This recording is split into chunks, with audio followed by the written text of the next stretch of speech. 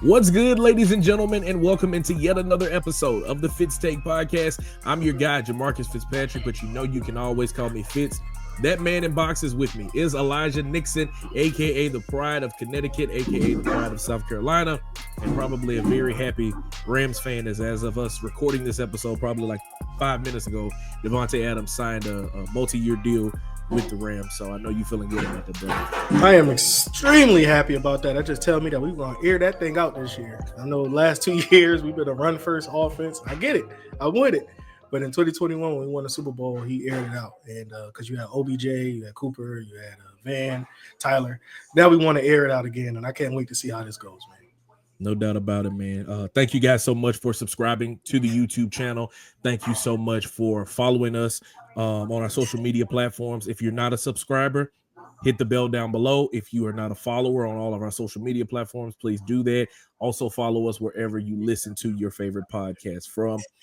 We ain't gonna waste no time, man, because it's March and the madness is already happening. Women's college basketball is rolling through and is looking extremely, extremely good. Let's start off with the conference championship games that happened today.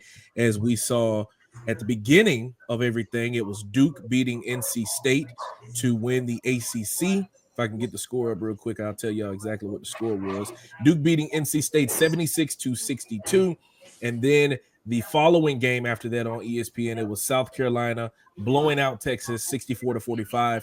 And then in the middays, you had UCLA edging out USC and the Juju Watkins-led USC Trojans. And then to close things out, TCU handling against Baylor in the waning minutes of the game, 64-59 to win the Big 12. UCLA winning the Big 10. Out of all those games, Elijah, we saw some great women's college basketball. Like I've said before, this is the golden age era of women's college basketball. But for you, which was your favorite game? Man, like you said, it was a lot of close ones. And you would think I'll pick the close one to be my favorite, but South Carolina and Texas. And I'm going to say why. Texas, I feel like this. They beat South Carolina earlier in the year. They scored 40 points in the paint. 19 points came off the bench. And Texas led the whole game to dominate in South Carolina that night. So I'm not even going to talk about what they did on the glass because they destroyed them. Today, before we get to today, earlier last week, I want to say, they asked about Oklahoma and Texas coming to the SEC. Dawn Staley said they should have waited because she felt like, that it was a rush move by the SEC, and then you got Texas proving her wrong and making her into the championship game. So if she would have lost this game, it would have looked really, really bad on her part to say something like that. But Dawn stood on business, and that's what I really like about that. USC, South Carolina, that's what they call you out there, scored 40 points in the paint today. Never lost the lead. Texas never had the lead. Their largest lead of the game was 21 points. When you talk about dominating, South Carolina dominated. And that's what I like about this game right here because, again, if you're going to talk that talk, you got to walk that walk. And Dawn walked that walk for sure and made sure to say, hey, I know we told you that, you wasn't ready for this conference, and she proved it today. You're not ready for my conference. You're not ready. I'm going to say my conference like I'm her because this has been her conference for the last 3 years.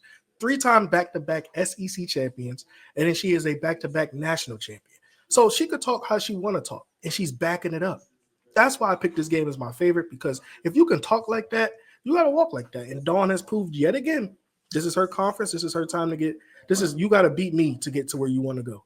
And, again, it's nothing against USC, UCLA, that game, TCU and Baylor, Duke and North Carolina State. Those games are phenomenal. But to me, again, I just like what Dawn did. I like with the team how they responded because of that last loss against Texas, the last time they played them. And they came back and they made sure that we're not going to slip up this time. And I'm happy for the Gamecocks. I'm happy for every woman team that made it there, but I'm happy for the Gamecocks that they were able to pull it out and back up what they were talking about. Boy, you said a mouthful with all of that. And, I like what you mentioned about her standing on business, and that is absolutely true. For me, I felt like, this was a game that South Carolina expected to win.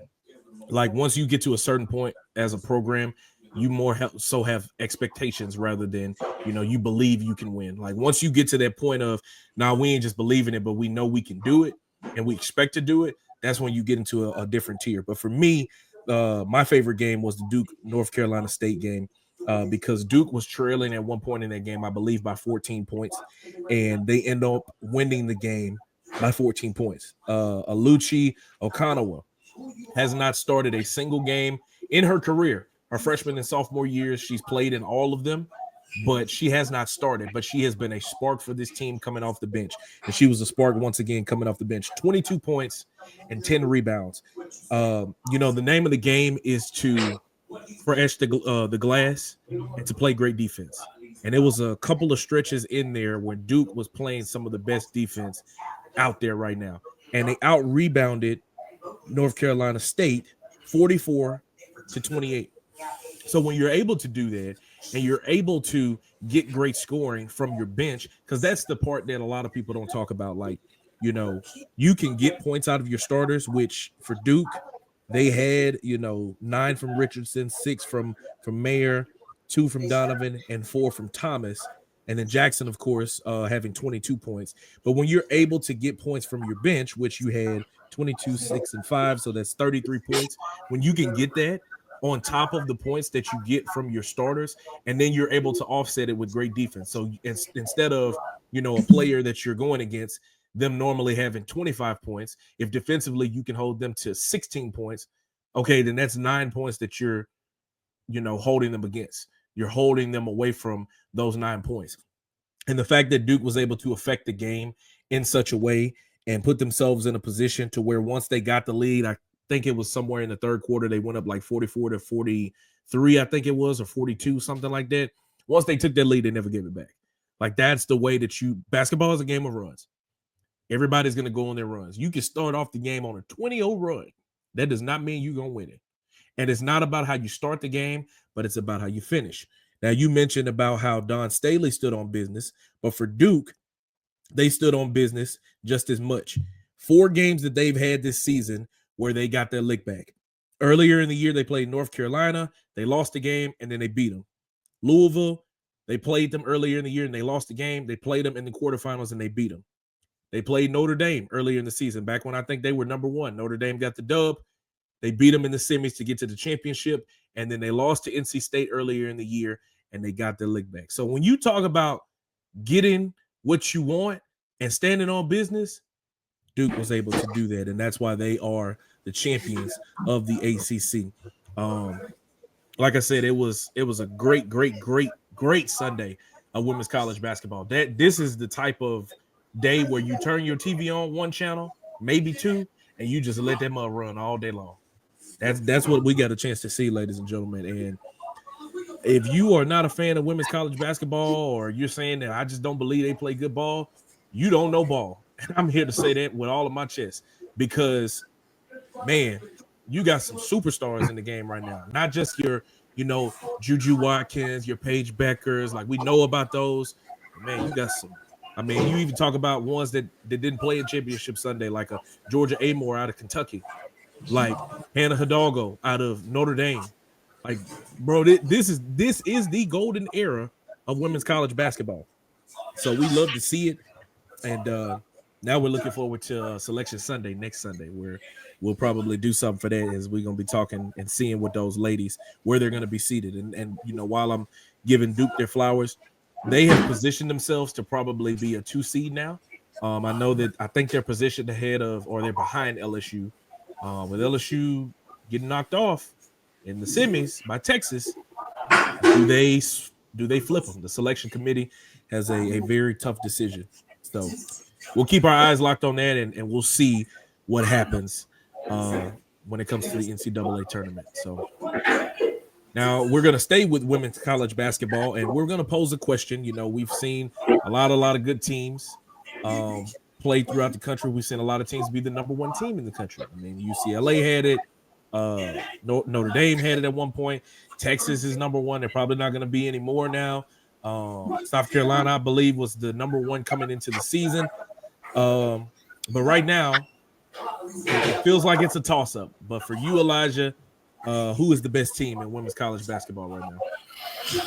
I'm going to go the team I just talked about earlier, University of South Carolina. you can't get enough of what Dawn Staley have done with that program. And what I really like is that it's not just one person. Um, with Pow, is that Pow Pow? Pow Pow. I Yeah. think she's pretty cool. I also like Watkins. Um, she's pretty good as well. But again, it's like it's nothing that you could do to rattle them. I know they had a bad loss against UConn. I know they lost against Texas early in the year. I know they lost against UCLA early in the year. But those are, if you told me that they had to play them again, I'll put my money on South Carolina to probably beat them. Because again, it's not like it was a game where you'd be like, oh man, they completely dominated them. UConn dominated them, but South Carolina didn't play their best game. So I want to see how that plays out in the tournament. I know they're on the same side in Birmingham, so they're going to have to see each other again. But again, that team is too complete. There's not one person that can't score a basketball. There's not one person that's not willing to do their job, and that what makes a team dangerous. When somebody is willing to do their job, that makes it dangerous. You have if you have 4 or 5 stars on the court, that's fine. But if you have probably 3 to 2 stars on the court, but everybody else is role player and they understand their role. Hey, this is my role today. My role is to set the screen and get down to the post, or my role is to set the screen and flank her out to the baseline. So like they know what their role is. And they're not trying to go outside of those means. They're just trying to play the game and they're trying to win a championship. And whatever that happens if they go when they go pro or if they decide to go there or not. That's what I like about South Carolina. They don't have something where Juju Watkins, where we just watching and she could drop 40 every night, but they have 5 girls that's willing, 5 and another 3 off the bench that's willing to do their job and get a victory and do it again the next night.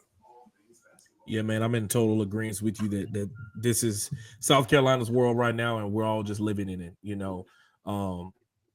As great of individuals as we're seeing, like a Juju Watkins, like a Hannah Hidalgo, like a Paige Beckers, like an Anissa Morrow or Flage, so on and so forth. Man, when you talk about collectively as a team, South Carolina is the ones that are gonna strap things up and play team basketball. So with that in mind, I mean, I'm not gonna ramble on with the same things that you just said.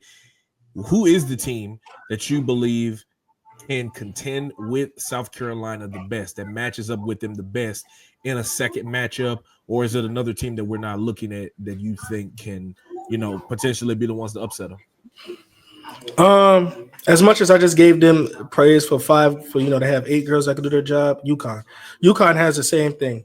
Paige doesn't have to go for 40 to win the ball game. Paige doesn't have to go for 30 to win the ball game. As you can see, they have Rudd that could score as well. They got Ashley, the freshman down low, that could score as well. So UConn plays the perfect team basketball, and that's because, like I said, Gino has a system as well, and he makes sure that everybody plays within it. So.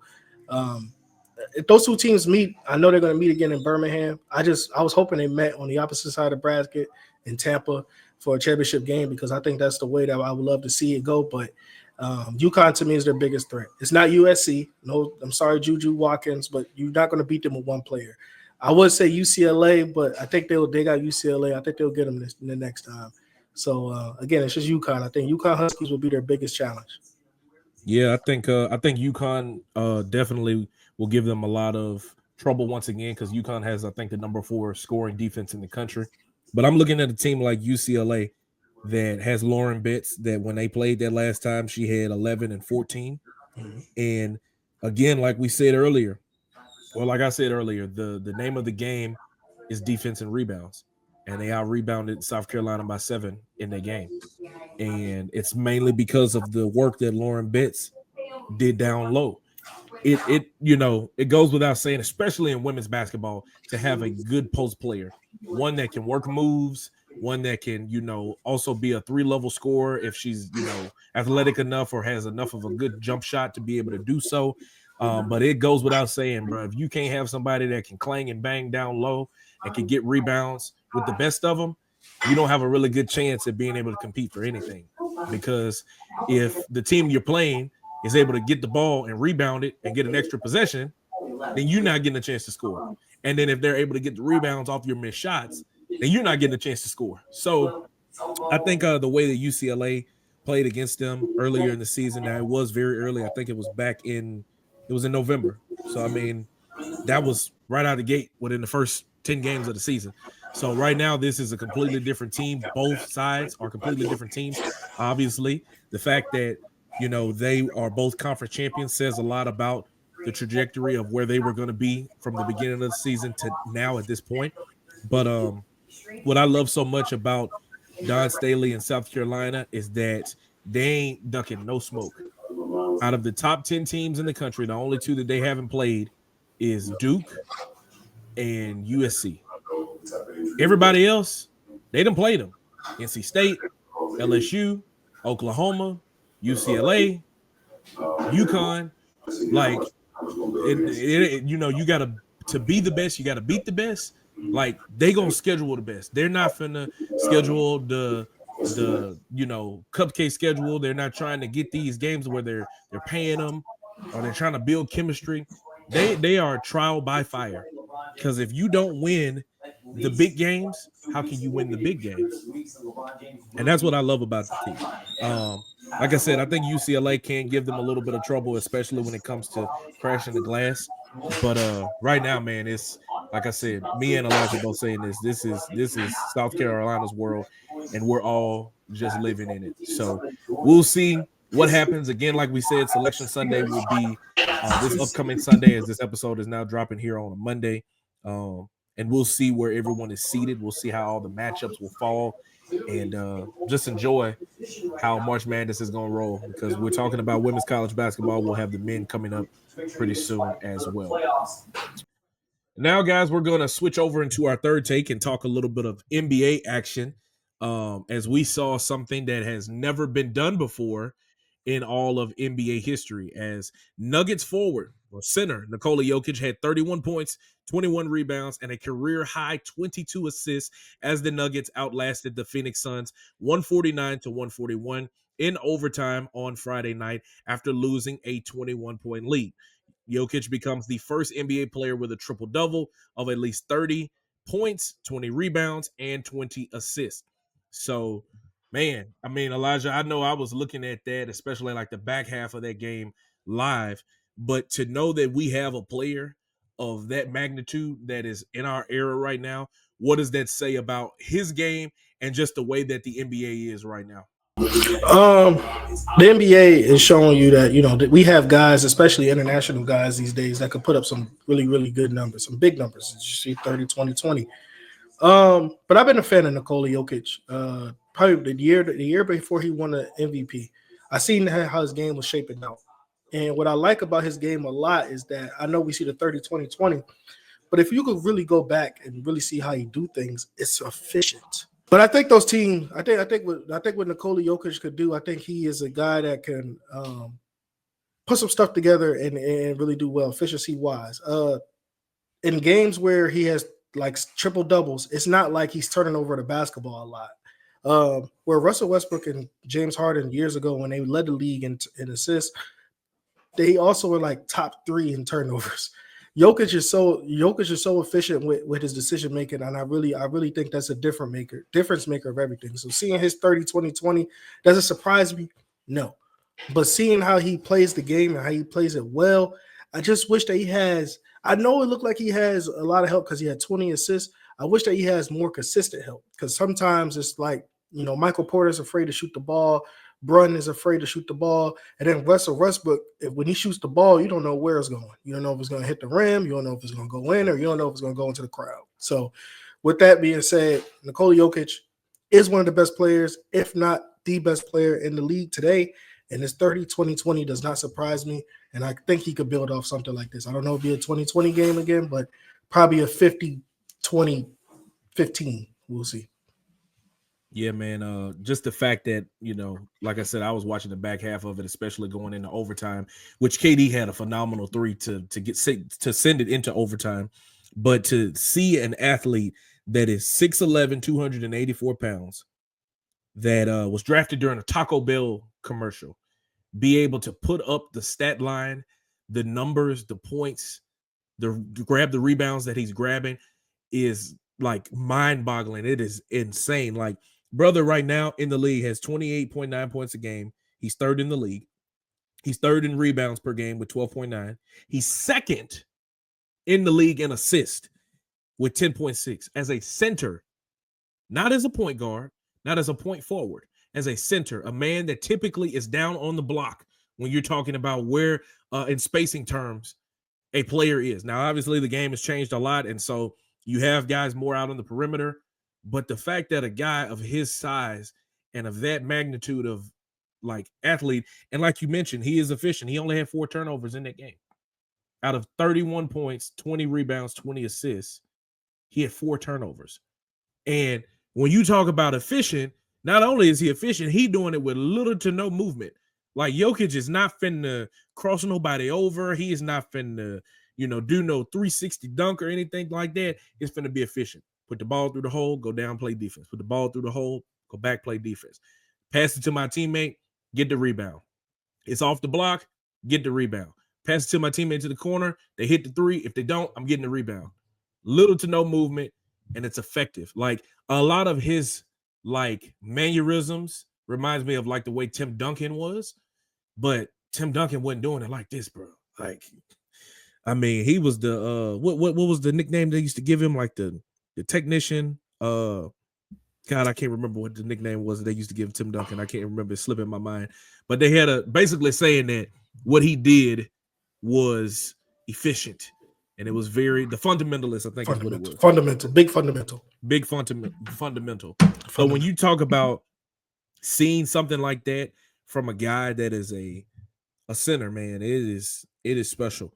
And it's a reason that he has the Denver Nuggets positioned as the number 2 seed in the NBA. Now, Shai Gilgeous-Alexander is obviously probably going to win the MVP because he's had, I think, 4 or 5 50-point games this season, and that is phenomenal. And he has his team as the number 1 seed, and we know that a lot of the MVP votes goes based off of like who is the best player on the best team. But this cannot get overlooked by no stretch. Number one, because this ain't never happened before. Like in the history of the league, ain't nobody. Will Chamberlain ain't even do this, and he had 100 points in a game. Nobody has ever had 30 points, 20 rebounds, and 20 assists. Like, it's crazy, man. Like, sometimes there are moments where the games can be unwatchable because of just how many times guys jack up shots, and it looks crazy because they're turning the ball over at a high volume, and it's not a whole lot of passing or team basketball happening. It looks like a lot of one-on-one basketball. But Nikola Jokic obviously is somebody that plays a form of team basketball, because you don't average a triple-double by not playing team basketball. Because when I ain't hitting the bucket, I'm kicking it to my teammate. And when it's off the rim, I'm going to get the ball. So, phenomenal player, phenomenal achievement to make. And to be 30 years old, man, I think we got a few good more years to see something like this happen. Now the question is also, do you think he can do something like this again? Like, can this, I know you mentioned like it could be a 50-20-15, but can something like this be closely replicated, not just by him, but by anybody else in the next couple years? That's tough. I know the last thing we seen was Russell Westbrook do it for, he called that the Nipsey game, the 2020. But do I see that again? It got to be somebody who's like I said, it got to be efficient, because when you're doing 30, 20, 20s like that means they trust you with the ball in your hands, and they're making sure that you don't turn over the basketball. So I don't know. With Nikola, I think if he has a squad, a better squad around him, yeah, we could probably see this again. But that night, I think everybody was just on, and he was able to do something with that. So I don't know, but it wouldn't surprise me if he has a squad around him, because Nikola vision and decision making is second to none right now. No doubt about it, man. It's fun to watch, and I'm glad we get to do it as we're inching closer to the start of the playoffs. Like we said, like March basketball, bro, like it's undefeated, never lost. Shout out to LeVar Ball. So shout outs to Jokic for making history and doing something that's never been done in the league's history. All right, guys, we're going to close out the show with our Fitz Take, and by now you've seen it. If you haven't, we're going to tell you about it. the Lakers were playing last week. I can't remember who they were playing off the top of my head, but during a timeout, LeBron James went up to Stephen A. Smith, who was fresh off of inking a deal with ESPN and extension. The news had broke that morning. The news had broke I think it was the day before or that morning or something like that. Basically, LeBron stole Stephen A's thunder because of this moment. He went up to him during the timeout and he told him to stop messing with his son, for lack of better words. And it's caused a lot of controversy and think pieces by a lot of people. And so we said, hey, let's hop in on the think pieces and give our opinion. And so Elijah, we saw it, the video, we saw Stephen A's reaction there on First Take, and how disheveled and off put he looked after that moment. And then we saw what he said on his podcast, telling us, what happened in that situation. Do you agree with LeBron with what he did? Was he wrong for how he confronted Stephen A? And is this just the tip of the iceberg of what we're going to see as this new media age is happening, where players have their own platforms and they feel like, hey, bro, I don't care if you is a journalist. I don't care if this is your job. If I'm going to confront you about it, then this is how I'm going to do it.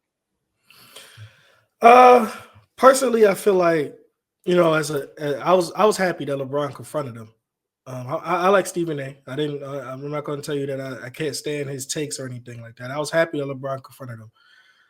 I do see where Stephen A. could be wrong because, can be right because of, you have to critique it. If it's in there, his job is to critique no matter what.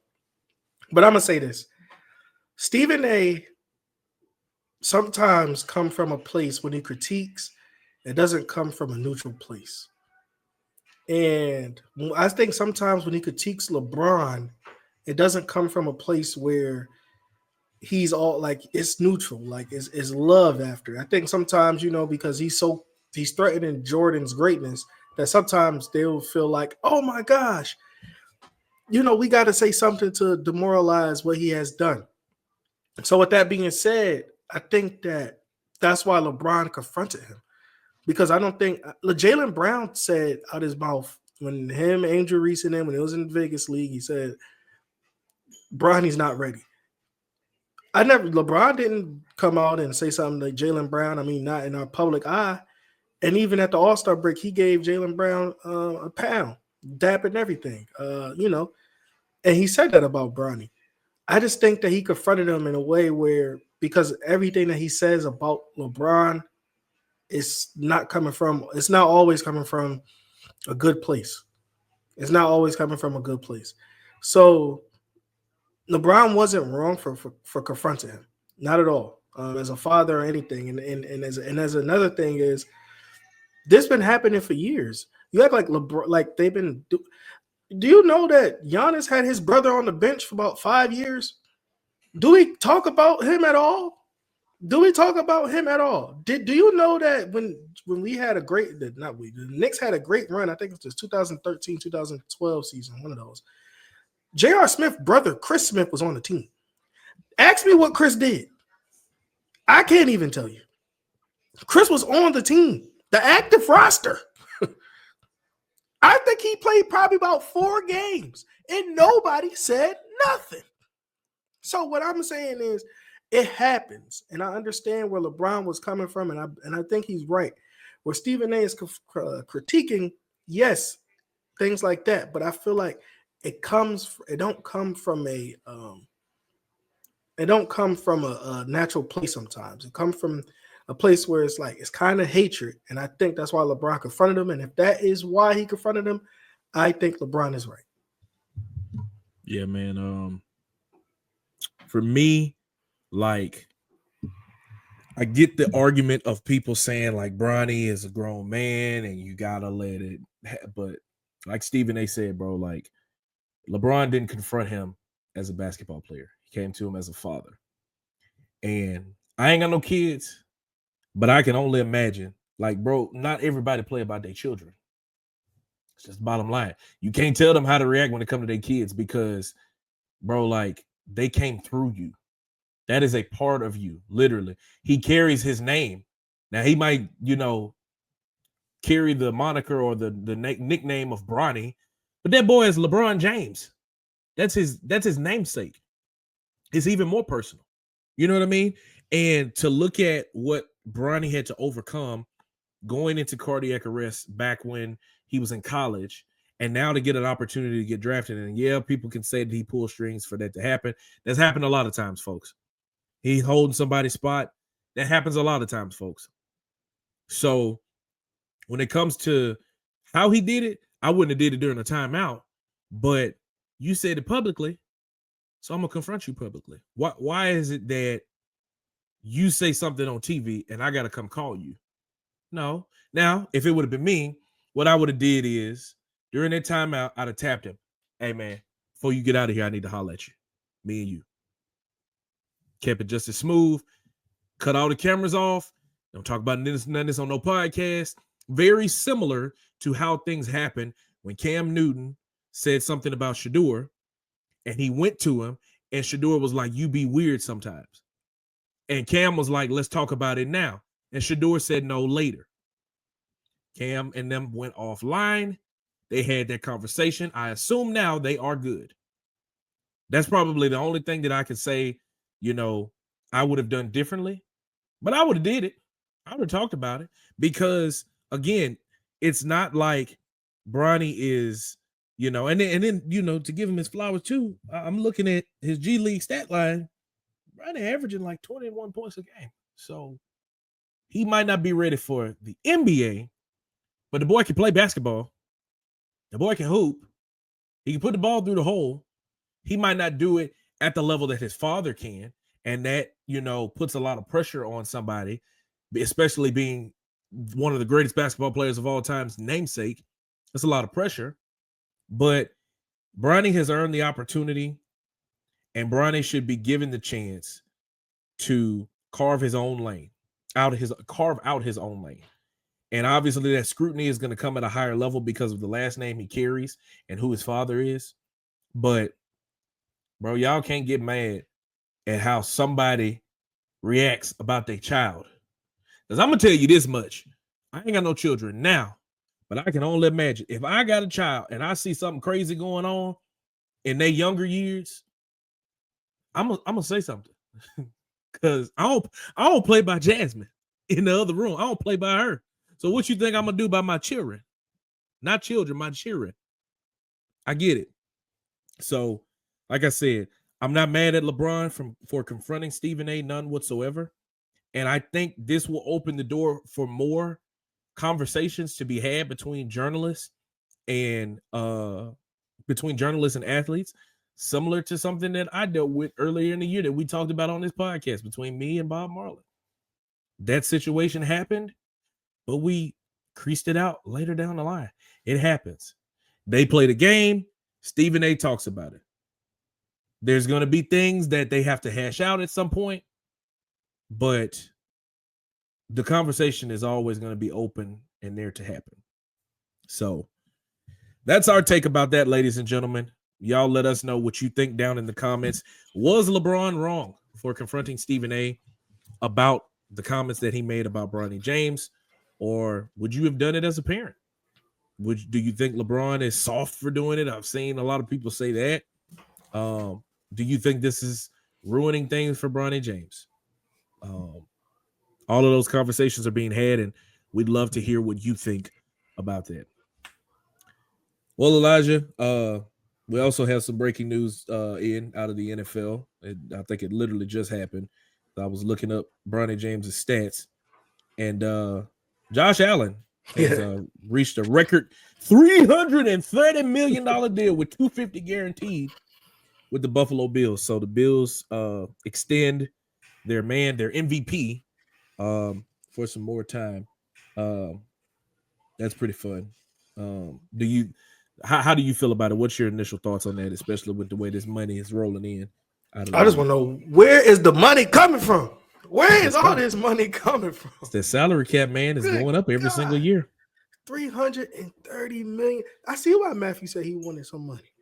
Look, bro, ain't no way. 330, but it's all kudos to Josh, though. The Bills made some moves anyway. They cut Von Miller earlier today.